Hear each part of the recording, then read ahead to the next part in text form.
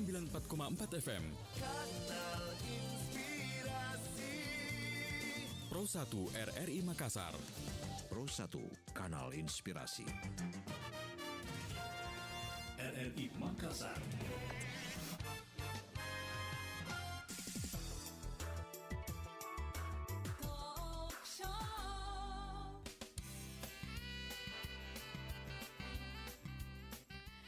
Assalamualaikum warahmatullahi wabarakatuh. Selamat siang pendengar Pro 1 dimanapun Anda berada. Kembali kami hadir menemani Anda di Lintas Makassar Siang. Untuk edisi hari ini, hari Sabtu akhir pekan 28 Mei 2022. Saya Milani Ahmad yang akan menjadi kawan Anda hingga jelang pukul 18 sore nanti. Dan awal kebersamaan kita ini akan kami hadirkan sesi pengarus utamaan gender. Kita akan ngobrol seputar perempuan dan anak di ruang digital. Sebentar, kami akan bersama dengan narasumber yaitu Ibu Herwanita SOSI MIKOM yang akan menemani kita di sesi pengarus utama gender hari ini. Beliau merupakan komisioner dari KPID, kemudian terkhusus di koordinator bidang pengawasan isi siaran sejak Februari 2017 hingga 2020. Kemudian saat ini beliau juga sedang dalam proses ya untuk seleksi KPI Pusat ya. Seleksi KPI Pusat untuk periode 2022-2026. Baik, kita akan segera bersama dengan Mbak Ewa ya panggilannya. Dan untuk itu Anda yang mau gabung sebentar mau ngobrol tentang perempuan dan anak di ruang digital, Anda boleh gabung melalui line telepon kami di 0821 3333 9440 ya. Baik, saya menyapa terlebih dahulu dengan Ibu Herwanita. Ya, Ibu Herwanita SOSI MIKOM. Assalamualaikum, selamat siang Mbak Ewa. Waalaikumsalam, selamat siang Mbak. Baik, ini kita berjumpa di sesi pengarus utama gender program 1 RRI Makassar. Mbak Ewa, kita ngobrol-ngobrol dulu ini seputar aktivitas kesehariannya Mbak Ewa ya. Ini panggilan dari Ibu Herwanita SOSI MIKOM. Agak unfamiliar nih namanya ya, Herwanita. Kok bisa dapat nama Herwanita nih, Mbak Ewa? Iya, pas banget ya. Her itu kan kata ganti perempuan, terus dalam ada bahasa Inggris, wanita lagi. kemudian wanita lagi. Iya. Mungkin bukan kebetulan Mbak, diminta untuk banyak hidupnya nanti banyak bicara tentang perempuan atau apa mungkin seperti itu. Iya. Jadi memang akhirnya terkhusus ini semua aktivitasnya untuk diabdikan untuk dunia wanita seperti itu Mbak Ewa ya? Iya, sebagian besar begitu. Sebagian besar, baik. Iya. Nah ini selain sebagai komisioner KPI juga sebagai dosen ilmu komunikasi ya Mbak ya di UIN Alauddin. Iya, kalau untuk komisioner KPID saya itu udah demisioner, Mbak. Sudah selesai ya di tentang tahun 2017 sampai 2020 itu udah menyelesaikan, sudah purna tugas di KPID Sulawesi Selatan. Ini kabarnya sekarang, mengajukan lagi ya? Iya, lagi seleksi, mohon doanya Mbak Melani. Amin, ya. amin.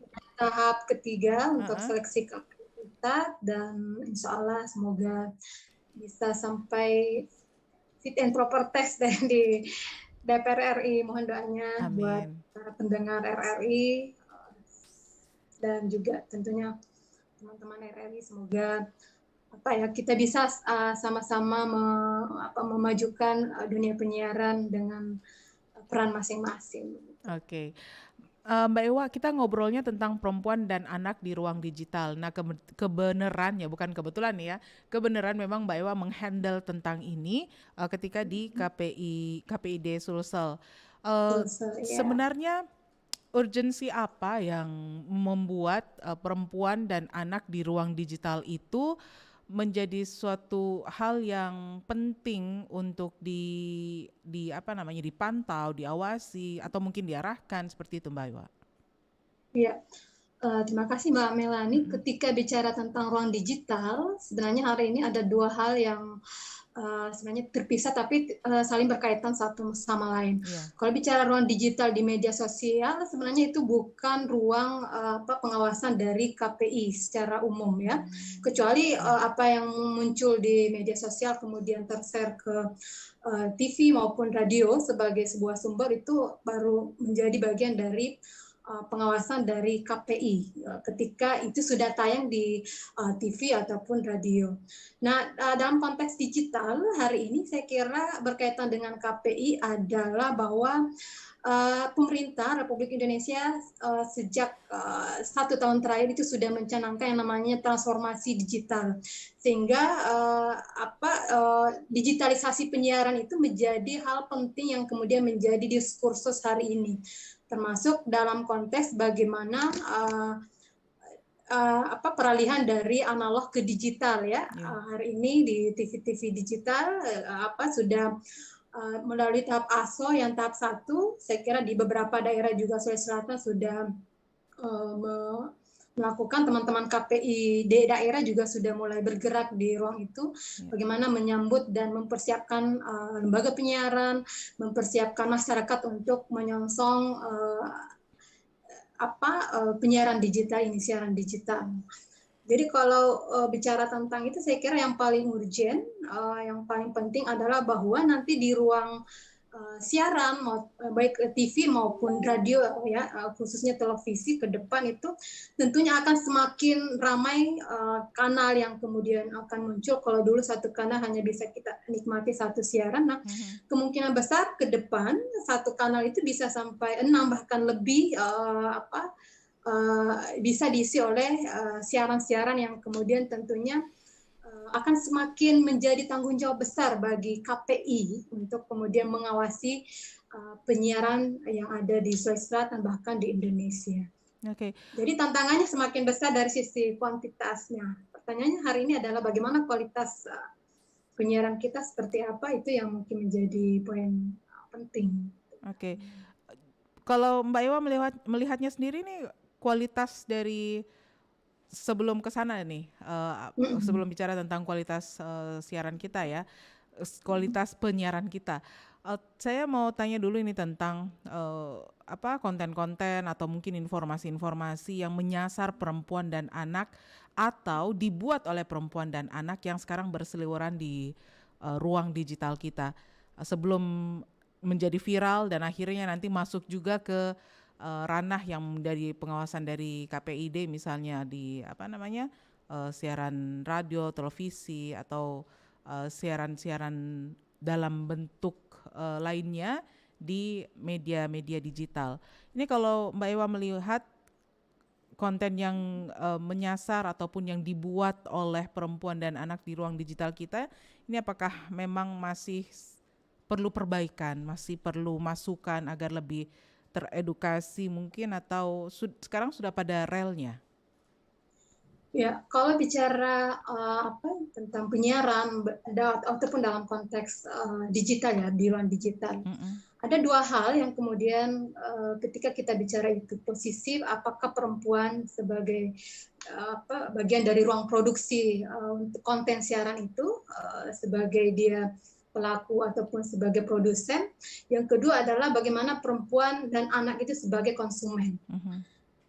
Jadi kalau ketika kita bicara di ruang produksi, tentunya ini bukan bicara tentang apakah perempuan yang kemudian hanya peduli dengan siaran-siaran ataupun konten-konten tentang hal-hal yang berkaitan dengan kepentingan perempuan. Kan bisa saja ada laki-laki yang kemudian memahami dan sense of keempatian, kepeduliannya tentang perempuan dan anak itu bisa juga dilakukan oleh teman-teman laki-laki di ruang produksi. Jadi di ruang produksi juga tentunya perlu ada pemahaman, perlu ada kesepahaman bersama seperti apa sebenarnya konten maupun siaran-siaran yang ramah perempuan dan anak. Itu satu. Kemudian yang kedua, dalam konteks di ruang konsumen, bagaimana kita menikmati media, tentunya memilah dan memilih media, tentunya juga di sini perannya adalah bagaimana perempuan, bahkan mungkin orang tua memilihkan atau menjelaskan kepada anak seperti apa dan bagaimana ketika berselancar di ruang digital ataupun memilih siaran-siaran sehat di TV misalnya yang sesuai dengan klasifikasi umur anak. Jadi ada dua hal ketika bicara itu, Mbak Melani. Tetapi yang paling urgent saya kira hari ini adalah dari sisi bagaimana konsumen ataupun bagaimana kita melihat perempuan dan anak sebagai penikmat ataupun yang menikmati media digital maupun di media penyiaran yang tentunya dampak-dampak positif maupun dampak negatif sebagai dua pisau bermata dua untuk di media sebagai dua sisi bermata dua itu. Tentunya perlu ada perhatian kita bersama, karena termasuk misalnya bentuk eksploitasi seksual berbasis online itu kan juga marak hari ini yang tentunya banyak menyasar perempuan dan anak-anak kita yang berselancar di ruang digital. Oke, apakah ini semua yang membuat Mbak Ewa ini akhirnya memilih menjadi pembina dari RPA ya, Rumah Perempuan dan Anak Sulawesi Selatan? Iya. Ya Mbak, kenapa Mbak Melani? Nah, apakah semua itu tadi bahwa harus ada istilahnya yang perempuan dan perempuan dalam hal ini adalah orang tua yang memilihkan konten-konten yang bisa disaksikan oleh anak-anak dan seterusnya ya, yang mana betul. Ada keprihatinan juga untuk konten-konten yang menyasar perempuan dan anak. Nah, apakah ini semua yang membuat Mbak Ewa ini akhirnya bersedia menjadi pembina RPA? Ini RPA ini Rumah Perempuan dan Anak ya Mbak ya? Perempuan dan Anak, iya. Jadi RPA ini adalah lembaga yang sebenarnya secara nasional ada, bukan hanya di Sulawesi Selatan, yang konsentrasinya terhadap pendidikan, kajian, advokasi untuk perempuan dan anak. Jadi merupakan organisasi non-profit yang fokus pada isu perempuan dan anak di kalangan milenial. Jadi kita menyasar kalangan milenial dan juga pengurusnya banyak dari perempuan-perempuan milenial dan anak-anak milenial yang kemudian konsen untuk terkait isu perempuan dan anak di kalangan milenial. Oke, isu-isu apa saja yang belakangan ini berkembang tentang perempuan dan anak-anak di kalangan milenial ini, Mbak? Iya, kalau di dalam konteks apa yang menjadi gerakan dari teman-teman RPA di bidang advokasi tentunya juga menjadi bagian tidak terpisahkan dari bagaimana memperjuangkan kemarin ya RUU PKS yang sampai hari ini alhamdulillah sudah goal di DPR RI, meskipun itu juga kerja bersama, kerja bareng dari semua pihak, tetapi RPA juga menjadi bagian dari itu untuk kemudian mendorong seperti apa teman-teman di RPA pusat juga menjadi bagian dari itu. Kemudian di bidang media kita berusaha untuk mengembangkan bagaimana media dan ruang sosial itu bisa secara kreatif untuk generasi milenial dan masyarakat terkait dengan kesetaraan dan keadilan perempuan dan anak. Jadi kita berusaha mengembangkan bagaimana media dan ruang sosial itu bisa menjadi ruang kreatif untuk generasi milenial. Kalau dalam konteks mungkin kebangsaan, keindonesiaan ataupun perdamaian ya, itu juga menjadi bagian bagaimana perempuan dan anak terlibat di ruang itu, termasuk membuat konten-konten kreatif yang ada di media sosial untuk yang berkaitan dengan kesetaraan dan keadilan perempuan dan anak. Jadi kita menyasarnya kelompok-kelompok milenial nih yang biasanya tingkat kreativitasnya tinggi dan juga tentunya dampaknya bagaimana teman sebaya mereka juga bisa terliterasi dengan baik tentang anak, tentang keadilan perempuan, dan lain sebagainya. Oke, baik Mbak Ewa, ini sambil kita jalan, saya juga mengundang pendengar kita yang mau gabung, silahkan di 0821-3333-9440 ya. Boleh langsung telepon, boleh juga kirim pesan WhatsApp-nya di nomor tersebut di 0821-3333-9440. Mbak Ewa, ini satu pesan WhatsApp yang masuk dari Ibu Rina di Makassar. Ini menanyakan tentang berbicara tentang konten digital yang seringkali dikonsumsi oleh perempuan dan anak. Sekarang kan ramai dengan video-video pendek durasi 2 menitan. Ada beberapa video pendek yang viral dan ternyata kalau dilihat itu hanya menjual kemolekan tubuh perempuan. Nah, apakah ini bisa dianggap sebagai bentuk kreativitas? Karena bisa dilihat followernya langsung bertambah dan dia bisa dikatakan menjadi viral tapi dengan mengandalkan seksualitas bagian tubuh tertentu seperti itu. Nah, gimana menanggapi ini, Mbak Rina? Mbak Ila ya. Iya, makasih ya Mbak Rina. Ada beberapa hal yang kemudian memang perlu kita lihat, termasuk di era COVID-19 kita ternyata begitu sangat dekat dengan ruang digital, termasuk gadget itu, termasuk juga anak-anak kita, bahkan mungkin perempuan. Nah, ada beberapa hal yang kemudian perlu menjadi poin penting, bahwa dalam konteks konten yang kemudian tampil di media sosial itu, di ruang digital itu, kita lihat bagaimana konten itu ketika bicara tentang apakah itu positif ataupun negatif. Nah, ketika bicara dalam konteks negatif, misalnya kekerasan fisik dan psikis kepada anak misalnya selama pandemi COVID-19 itu bisa begitu sangat meningkat, termasuk beberapa bentuk eksploitasi seksual berbasis online yang apa yang disampaikan oleh Mbak Rina tadi itu juga bisa efeknya sampai ke anak-anak, bahkan juga pelakunya bisa ke anak-anak, karena yang nonton itu kan bisa anak-anak ketika mereka tidak ditemani ataupun dikawal oleh orang tuanya. Nah, beberapa bentuk eksploitasi seksual yang ketika diungkapkan oleh Mbak Rina tadi itu sebenarnya mendekati potensi untuk adanya eksploitasi seksual, baik perempuan ataupun mungkin ketika nanti penontonnya anak ataupun mungkin pelakunya anak, seperti yang dibahasakan tadi. Beberapa pemanfaatan eksploitasi itu, misalnya di ruang digital, pemanfaatan anak untuk tujuan pornografi. Anak dan perempuan untuk tujuan pornografi, misalnya foto, kemudian video, gambar, sketsa yang melibatkan anak.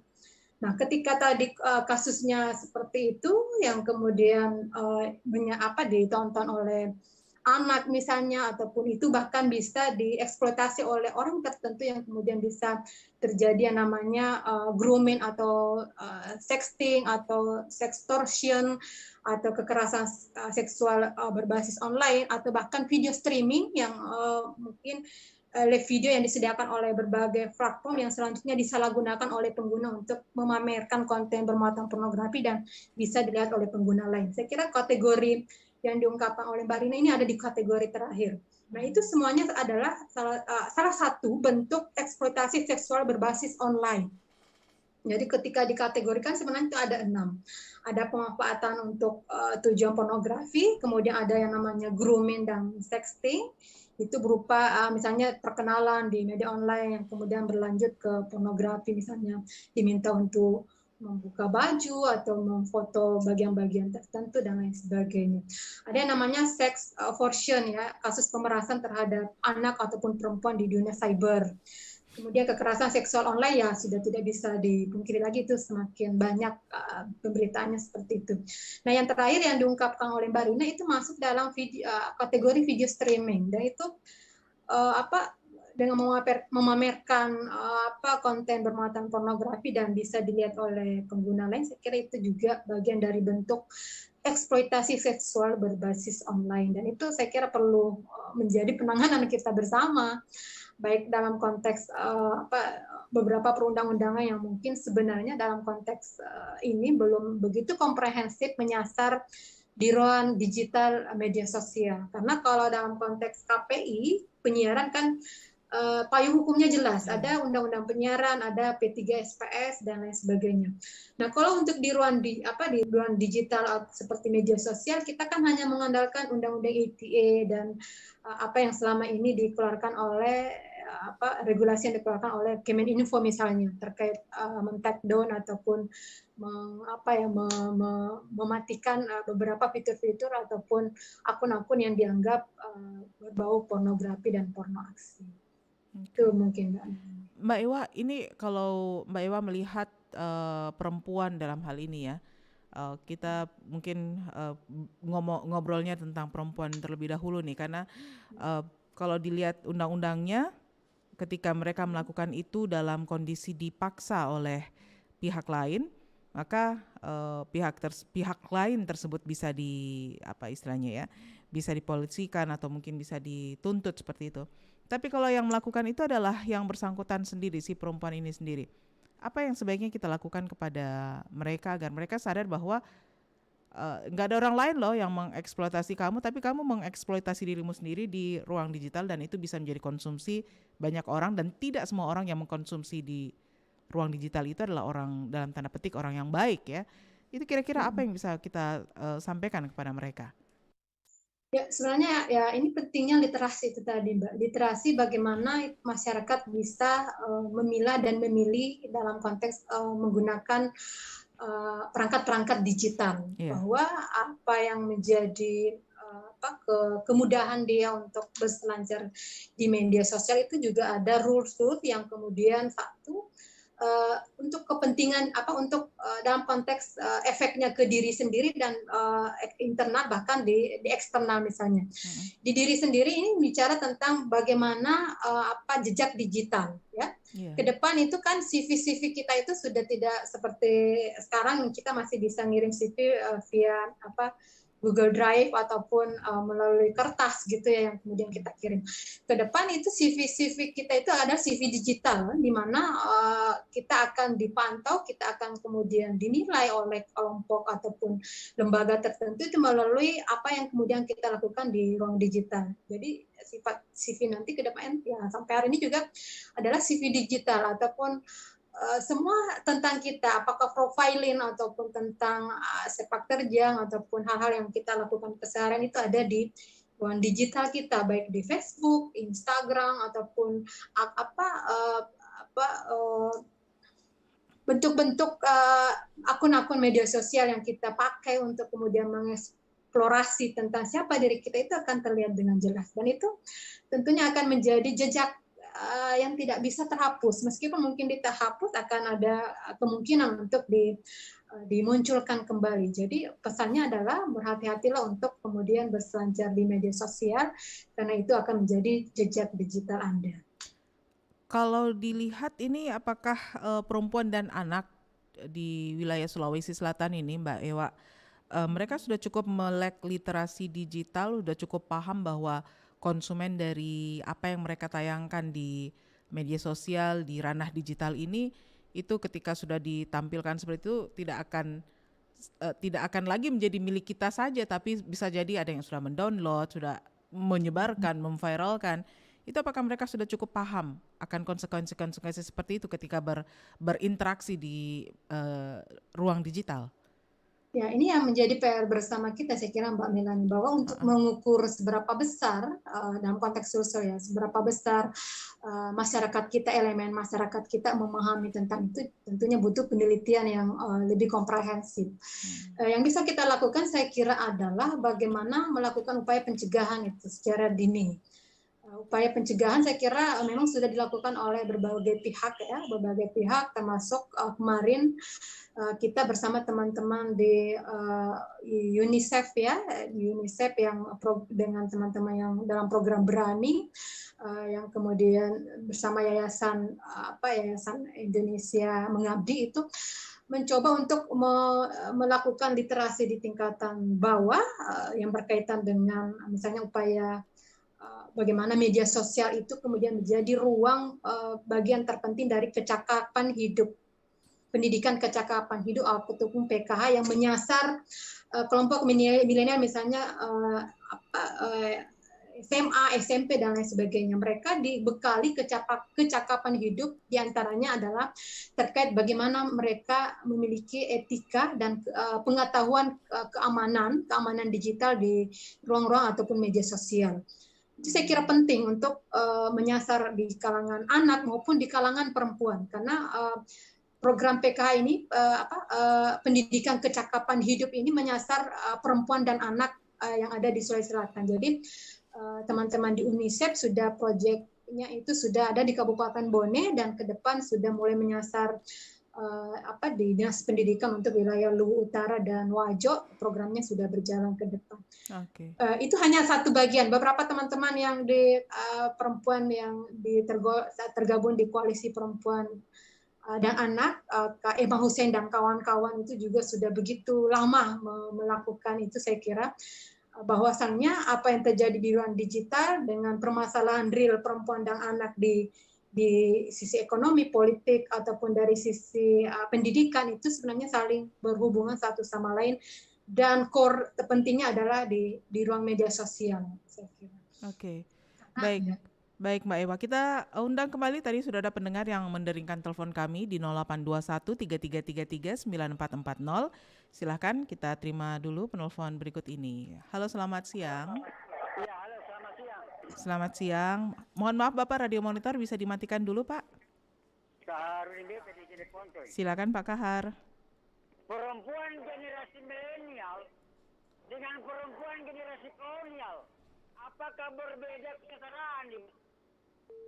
Wah, terputus tapi sudah sempat menyampaikan tadi pertanyaannya ya. Perempuan generasi milenial dibandingkan dengan perempuan generasi kolonial, ini apakah berbeda dalam kesetaraannya ini Mbak Ewa? Silakan Mbak. Ya, kalau bicara media ya, kita bawa aja ke media misalnya. Generasi di media itu kan yang sasarannya ada generasi baby boomer ya, mungkin itu yang dimaksud generasi kolonial, kemudian generasi Z ataupun generasi milenial. Jadi tentunya dari segi kecakapan digital itu tentunya berbeda. Hari ini bisa kita lihat misalnya anak-anak kita jauh lebih melek media ketimbang ayahnya, ketimbang kakeknya, neneknya mungkin ya, bahkan mungkin ada orang tua yang nanya tentang sebuah aplikasi itu pada anaknya ya, lebih bisa melek teknologi ketimbang anaknya. Tetapi dari sisi kesetaraan informasi saya kira ada dua hal saya kira ya. Ketika kita lihat hari ini juga generasi baby boomer juga kecenderungan untuk kemudian mulai hadir di ruang-ruang digital juga itu mulai ada tetapi tidak sebesar apa yang menjadi aktivitas dari generasi Z ini tadi. Generasi milenial yang jumlahnya jauh lebih penetrasinya jauh lebih tinggi ketimbang generasi baby boomer begitu.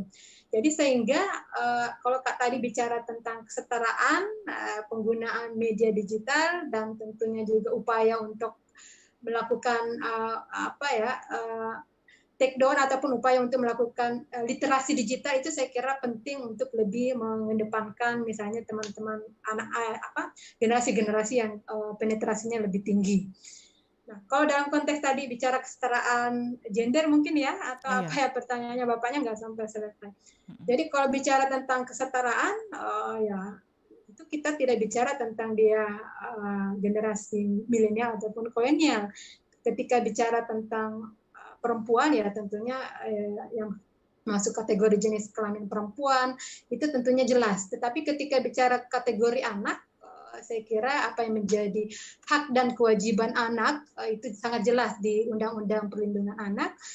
Kalau dalam konteks perempuan, saya kira payung hukum tentang itu adalah bagaimana hak asasi sebagai manusia, khususnya sebagai perempuan itu bisa terpenuhi dengan baik tanpa membedakan apakah dia laki-laki ataupun perempuan ketika bicara kesetaraan. Jadi kalau dalam konteks perlakuan, tentunya tidak boleh ada diskriminasi. Ketika bicara tentang metode untuk pencegahan, saya kira tergantung apa yang kemudian menjadi permasalahan perempuan dan anak dari segala usia itu mungkin. Oke. Baik, Mbak Ewa, kita jeda dulu sejenak ya. Sebentar kita balik lagi masih di pengarus utama gender. Kita akan lanjutkan perbincangan seputar perempuan dan anak di ruang digital. Sambil menantikan juga penelpon kita ataupun juga yang ingin berkirim pesan WhatsApp di sepanjang acara ini. Nomornya di 082133339440. Mbak Ewa, kita akan kembali setelah yang satu ini ya. Baik, Mbak Nancy. Dulu aku cuma anak kampung yang hanya punya mimpi. Laskar Pelangi dari Belitung, bermimpi menjelajahi dunia. Hidup itu sebuah perjalanan cerita yang kita nggak akan pernah tahu kemana arahnya, tapi perjalanannya selalu mengikuti arah kaki kita melangkah. Mimpi yang membawa kita semua menikmati indahnya hidup. Mimpi itu awal dari cita-cita. Mimpi terus sampai Tuhan memeluk mimpi kita. Kamu, aku, dia, dan mereka pasti punya mimpi, punya cita-cita. Kamu, aku, dia, dan mereka pasti ingin semua mimpi menjadi nyata. Dan bisa kita lakukan semua, walau tak mudah tapi kita bisa. Pasti ada jalan untuk para pemimpi menuju ujung kita. Hidup akan berwarna jika kita terus berlari. Di antara indahnya warna-warni pelangi. Laskar pelangi teruslah melangkah dan bermimpi. Bermimpilah terus hingga Tuhan kan memeluk mimpimu.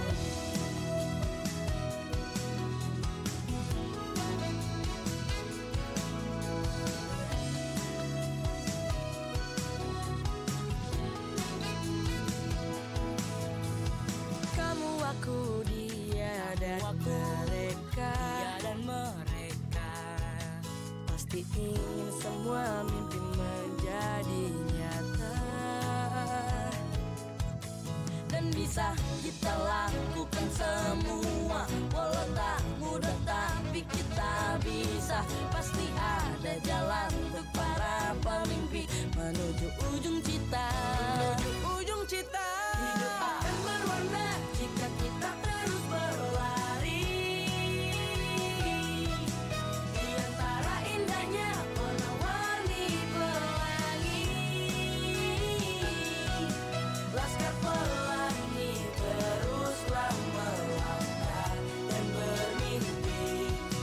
Bermimpilah terus hingga Tuhan kan memeluk mimpimu.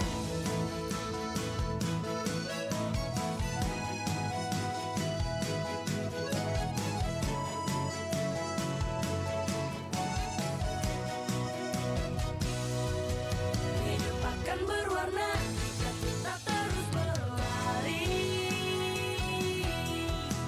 Di antara indahnya warna-warni pelangi. Laskar pelangi teruslah melangkah dan bermimpi. Bermimpilah terus hingga Tuhan kan memeluk mimpimu. Memeluk mimpimu. Teruslah bermimpi. Laskar pelangi. Pro 1, Kanal Inspirasi. RRI Makassar.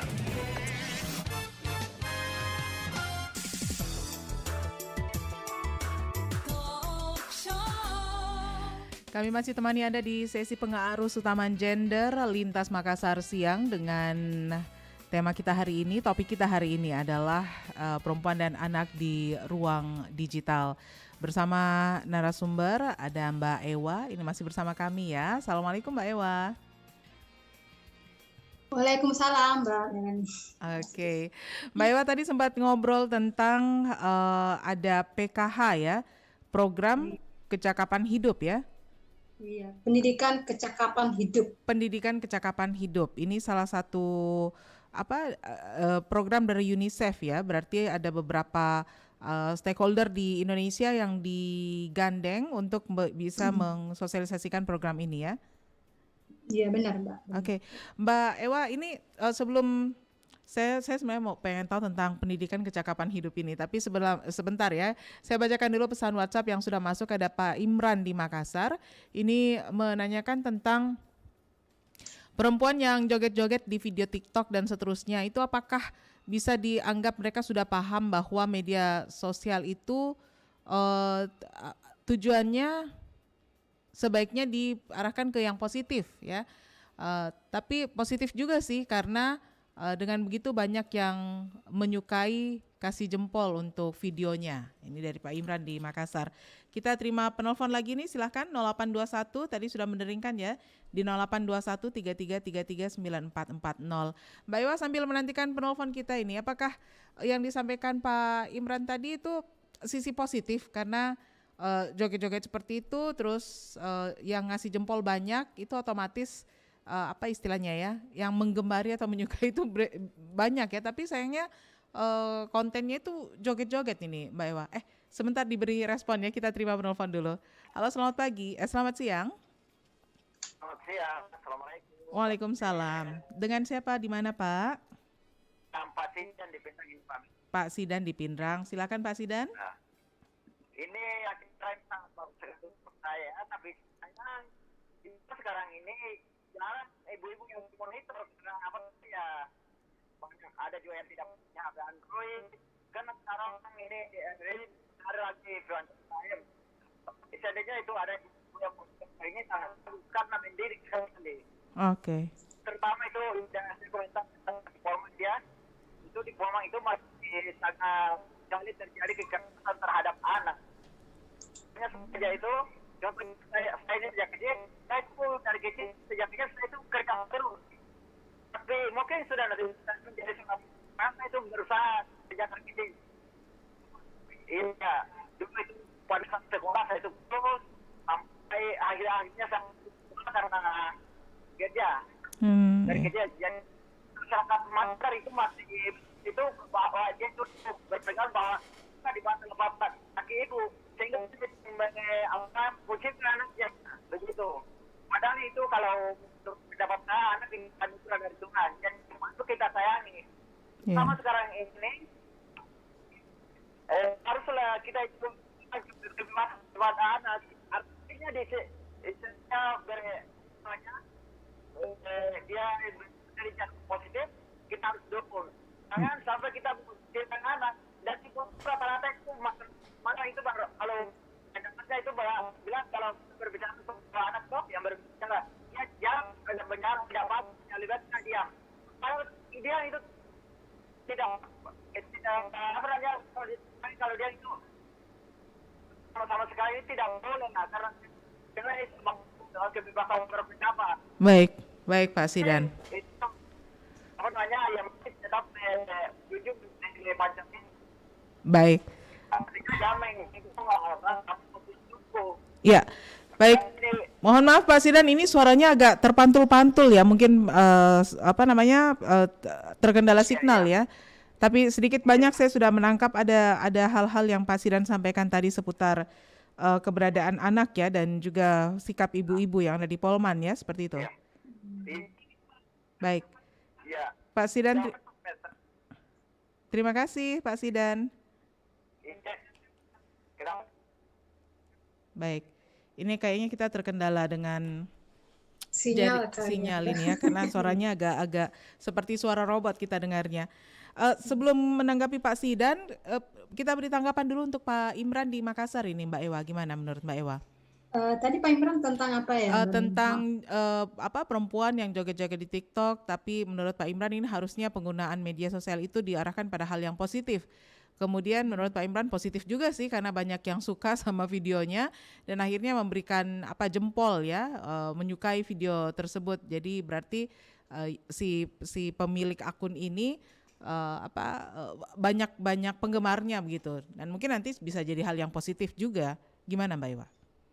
Ya, sebenarnya kita perlu mendorong hari ini mungkin salah satu nanti hal yang paling penting ketika kita menyampaikan literasi media ataupun mungkin literasi digital ke masyarakat bahwasannya penting untuk menjaga jempol untuk satu dalam konteks jempolnya digunakan untuk membuat konten yang positif, kemudian yang kedua jempolnya dipakai untuk men-share dan menyukai konten-konten yang sifatnya positif. Itu clue-nya. Artinya bahwa jempolmu harimaumu gitu ya. Kalau dulu mulutmu harimaumu, hari ini yang saya kira adalah jempolmu harimaumu. Jadi ketika jempol itu dalam konteks kita sebagai produsen, kita gunakan untuk kemudian memproduksi konten-konten digital yang positif. Ya, dalam konteks positif tentunya yang bernilai pendidikan, edukasi, yang bernilai ekonomi positif. Artinya ekonomi positif dalam hal ini adalah cara mengiklankan produk, apa itu dalam produk kesehatan ataupun kecantikan, itu juga harus mengikuti asas kesusilaan dan kesopanan tentunya, yang kemudian perlu diperhatikan. Dan yang kedua, ketika berjalan dalam konteks itu, yang penting juga adalah bagaimana jempol ini untuk digunakan meng-share dan menyukai konten-konten yang sifatnya positif tentunya. Kita jangan kemudian ketika mendapatkan sebuah informasi ataupun mendapatkan apa yang muncul di media sosial kita itu, kemudian kita langsung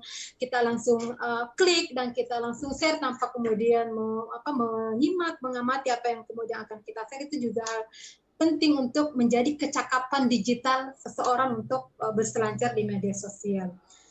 Karena jangan sampai ketika kita memproduksi kita akan kemudian kalau masih mending kalau itu berakibat fatalnya untuk diri sendiri ya, di jejak digital. Tapi ketika itu berkenaan dengan hubungan kelompok tertentu ataupun ada pencemaran nama baik seseorang ataupun kelompok tertentu, maka itu akan ada pidana yang menanti ketika ada yang melaporkan tentang pencemaran nama baik dan lain sebagainya. Makanya cluenya adalah jaga jarimu, karena jarimu adalah harimaumu untuk di ruang media sosial. Itu mungkin Pak. Oke. Jadi dua hal ini yang harus dijaga ya, memproduksi dan juga men-share ya, dan juga me-like ya video-video tertentu. Baik, kemudian tadi ada Pak Sidan di Pinrang. Ini menurut Pak Sidan acara ini bagus sekali karena bisa memberikan pencerahan bagaimana sebetulnya bersikap kepada anak-anak ya. Pak Sidan tadi sempat curhat, saya dengar sekilas acara ini bagus kalau ibu-ibu yang monitor, tapi sayangnya ibu-ibu itu kalau di daerah-daerah itu hanya punya radio ya, dan kebetulan pemancar AM dari RRI itu untuk Pro 1 sudah tidak ada, jadi agak susah nih kalau ibu-ibu mau monitor lewat streaming ya, kecuali memang perlu banget seperti misalnya acara masak-memasak ya, resep-resep masakan seperti itu. Nah, poinnya di sini adalah Pak Sidan ini bisa dikatakan dalam tanda petik mengalami kekerasan terhadap anak karena beliau ternyata bekerja sejak kecil ya, dan sampai remaja kemudian sampai dewasa sekarang itu masih tetap terus bekerja. Beliau tidak pernah merasakan apa yang menjadi hak anak ya, karena kan kita pahami ada beberapa hak anak yang memang mereka harus dapatkan seperti hak untuk belajar, hak untuk bermain, berada pada lingkungan yang aman seperti itu. Dan kalau Pak Sidan dari kecil itu sudah bekerja, hampir bisa dipastikan bahwa ya pekerja anak itu pasti berada di tempat yang tidak aman dan tidak nyaman. Nah, satu sisi sudah terbiasa kerja dari kecil karena diharuskan oleh orang tua dengan keyakinan bahwa pemahaman bahwa surga itu di bawah telapak kaki ibu, jadi ya merasa tanpa beban ya menjalankan aktivitasnya ini. Menurut Mbak Ewa, apakah anak-anak di Sulawesi Selatan ini khususnya yang berada di daerah-daerah itu memang masih mengalami kondisi seperti ini? Saya jadi ingat kasus yang viral kemarin, pernikahan di usia anak, ternyata yang anak SMP itu, yang usianya masih SMP itu yang laki-laki ya. 15 dan 16 tahun. Iya, 16 tahun untuk perempuannya, 15 untuk yang laki-laki. Yang 15 tahun ini, yang SMP ini udah kerja, sudah ada penghasilan. Jadi berpikir bahwa apalagi ya, sudah ada penghasilan, tinggal nikah aja yang belum. Nah, akhirnya dinikahkan oleh kesepakatan orang tua. Ini apakah memang seperti itu ya kondisi dari anak-anak di Sulawesi Selatan pada umumnya? Ya, kita bicara tentang perkawinan anak ya. Kita maksudnya di kulnya di situ bahwa sebenarnya ketika bicara umur di dalam konteks undang-undang perkawinan anak yang terbaru, saya kira itu juga sudah pasti melanggar. Dan saya tahu kabarnya mereka sebenarnya nikahnya tidak mendapatkan secara legitimasi hukum negara. Tidak ada. Istilahnya statusnya nikah siri. Siri ya. saya kira ini penting untuk kemudian sebenarnya kita sampaikan sampai di tingkatan bawah, di grassroots, ke ibu-ibu yang seperti yang disampaikan Bapak tadi, bahwa kategori anak ini bukan hanya anak yang kemudian berusia sudah lahir, bahwa anak adalah seseorang yang belum berusia 18 tahun, termasuk anak yang masih dalam kandungan, itu memiliki hak yang sama sebagai anak. Kita harus memenuhi hak dan kebutuhan anak itu. Apa yang menjadi prinsip dasarnya? Saya kira hak anak ini pertama adalah non-diskriminasi. Baik dia masih di dalam kandungan ataupun dia sudah keluar menjadi seorang anak, maka non-diskriminasi. Kemudian yang kedua, kepentingan yang terbaik bagi anak. Nah, yang menjadi pertanyaan, apakah pernikahan itu adalah sudah menjadi kepentingan terbaiknya anak tersebut? Yang saya tahu, saya kira itu bukan, karena anak yang masih perempuan yang di Wajo itu kan masih sekolah SMP ya, kelas 3 kalau saya tidak salah. Kemudian yang ketiga adalah hak untuk hidup dan kemudian kelangsungan hidup dan perkembangannya. Ada istilah pelaminan bukan tempat main anak. Nah, kalau kita lihat kan mereka itu masih unyu-unyu, sudah memakai sigara, memakai pakaian pengantin, itu kita ibaratkan dia itu menganggap bahwa pernikahan itu adalah sebuah tempat permainan. Ini yang kemudian perlu diberikan penjelasan kepada masyarakat bahwa dalam konteks agama pun itu ada bicara tentang akal, akil, dan balik, dan roots, bahwa pemenuhan tentang itu dalam konteks keagamaan harus dipenuhi. Kemudian dalam konteks budaya misalnya itu kan ada adagium pepatah yang mengatakan, kalau dalam bahasa Bugisnya ya, mungkin ada pendengar kita yang bahasa Bugis, kalau mulai ninasa matulili dapurangnya wake up itu buidan, artinya kalau sudah bisa mengelilingi dapur 7 kali silakan berumah tangga. Tetapi 7 kali itu kan bukan dalam konteks bisa mengelilingi dapur benar-benar 7 kali putaran seperti kita jogging, tapi itu filosofinya tinggi, bahwa sudah bisa balik, sudah dalam sisi psikologi dan fisik itu sudah mumpuni untuk kemudian menghadapi yang namanya dunia perkawinan. Nah, ketika umur 16-15 tahun, saya kira saya menyaksikan itu terjadi di anak-anak kita itu yang kemudian dikawinkan di Kabupaten Wajo ini.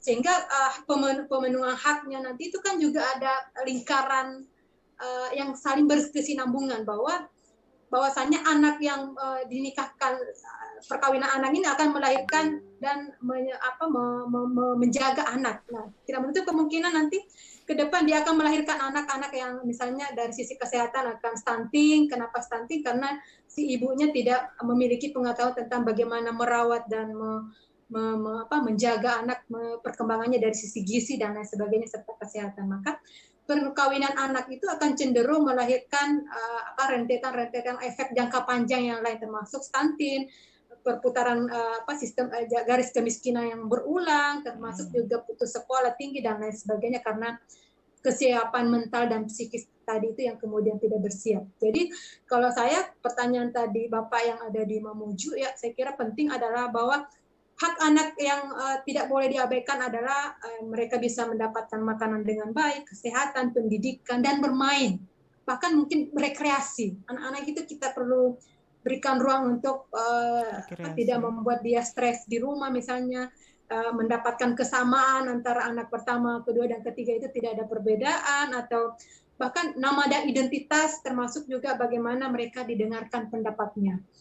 Termasuk ketika akan dinikahkan, ya kita dengarkan pendapatnya sang anak, apakah dia memang bersedia untuk dinikahkan atau tidak. Ketika bicara tentang perkawinan, saya kira itu Mbak Melani, bicara tentang pemenuhan hak dan kebutuhan anak. Baik. Ini saya harus mudah-mudahan cukup jelas untuk Pak Ziran juga ya. Walaupun Pak Ziran pada kenyataannya ini adalah pekerja anak ya, sejak kecil bekerja sampai sekarang, sampai sudah besar. Saya terpaksa harus simpan dulu nih keingintahuan saya tentang pendidikan kecakapan hidup, karena ada pesan WhatsApp yang sudah masuk. Ini saya bacakan dulu dari Pak Sul ya, Pak Sul yang ada di Makassar. Salah satu pemahaman masyarakat kenapa menginginkan anaknya bekerja di usia anak itu dikarenakan banyaknya pemahaman masyarakat bahwa meskipun sekolah tinggi itu tidak menjamin orang langsung bekerja. Justru banyak orang yang sekolahnya rendah tapi lebih mudah mendapatkan pekerjaan. Itulah salah satu yang menjadi tolok ukur pemikiran sebagian masyarakat. Banyak masyarakat yang berpikir sekolah itu untuk bekerja, bukan untuk mencari ilmu. Nah, ini sekali lagi berarti kebiasaan pola pikir masyarakat ini masih ada yang perlu diluruskan ini Mbak Ewa ya?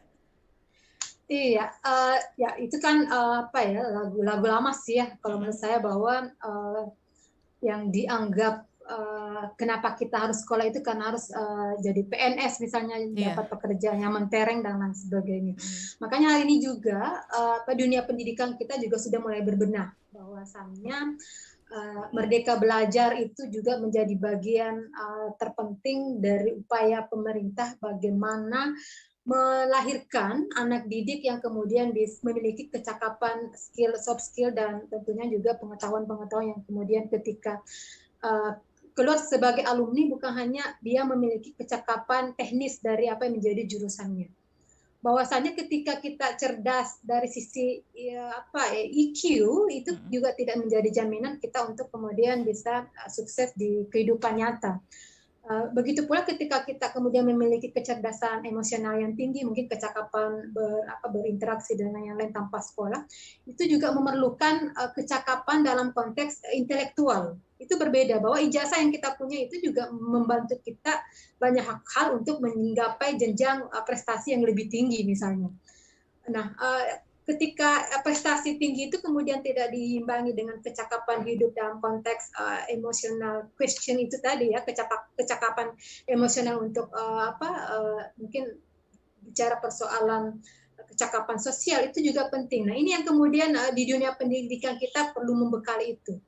Bahwasanya kita dapatkan kasus bahwa ada yang tidak sekolah tetapi memiliki kecakapan hidup untuk menjadi pengusaha dan lain sebagainya. Tentunya itu dia memiliki skill yang lain yang kemudian bisa membantu dia untuk itu.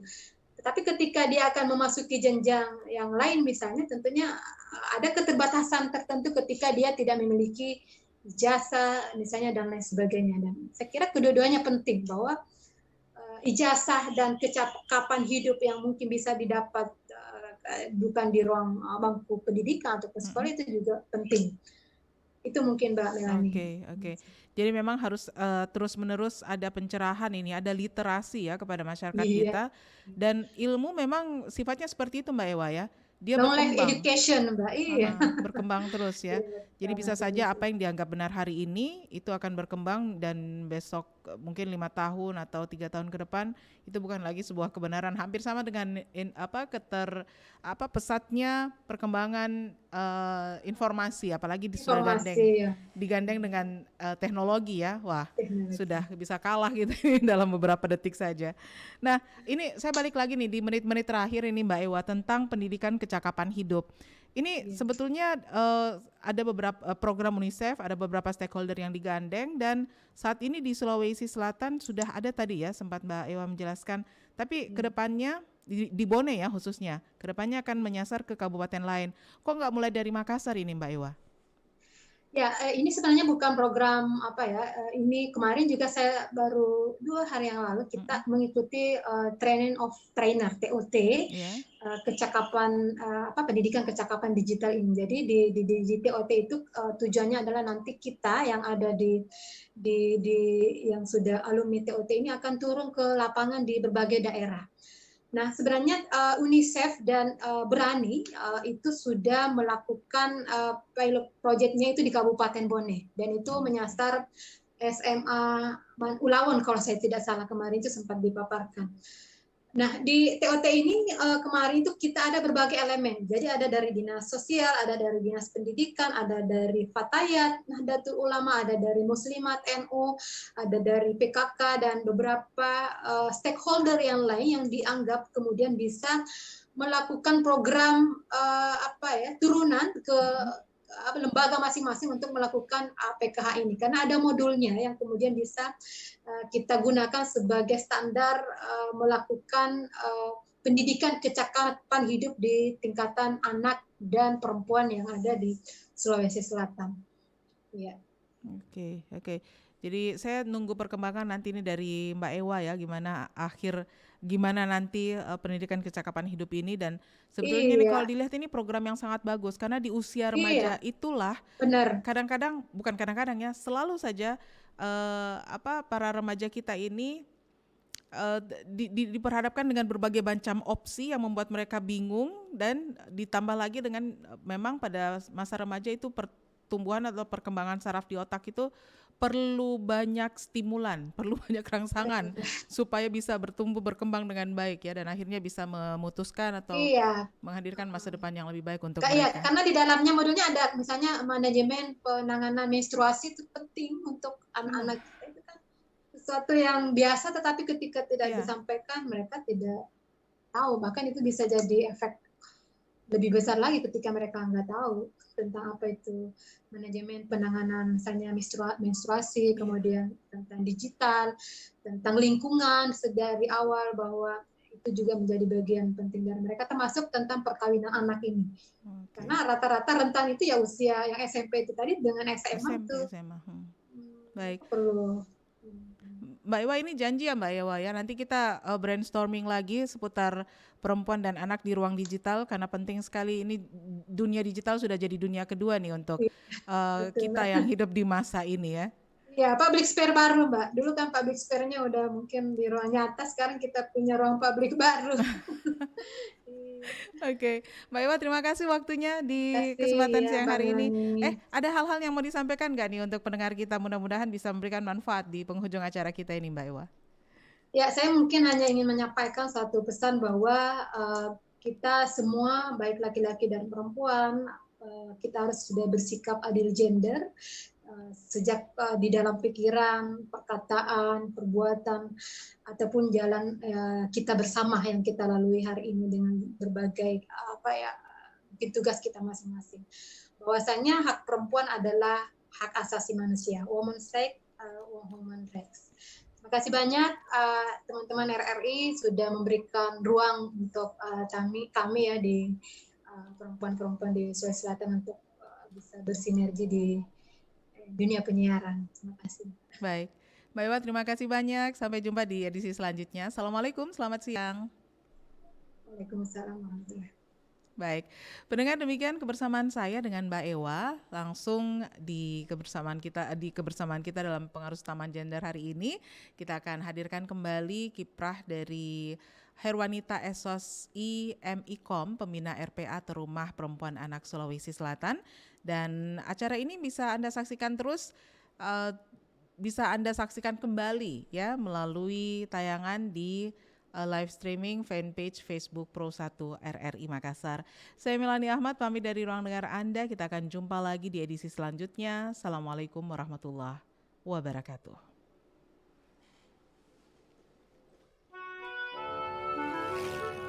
Wah, mau kemana Bu pagi-pagi begini? Kenapa si kecil nangis terus? Saya mau periksa ke Posyandu, Bu. Hari ini kan jadwal pemeriksaan. Kok repot-repot? Anak saya sampai besar tidak pernah saya bawa ke Posyandu. Di rumah banyak pekerjaan, Bu. Iya, memang sedikit repot, Bu. Tapi tak apa, perkembangan anak kan perlu dikontrol. Berat badan, tinggi badan, serta gizinya sudah cukup apa belum? Bu, apa di Posyandu itu tidak dipungut biaya? Ya tidaklah, Bu. Gratis. Kan sudah disiapkan oleh pemerintah. Bahkan diberi makanan tambahan lagi. Pantas aja anak-anak sehat karena ibunya pintar. Keluarga sejahtera dan sehat mendukung terciptanya generasi cerdas dan tangguh. Generasi yang sehat di tangan ibu yang bijak.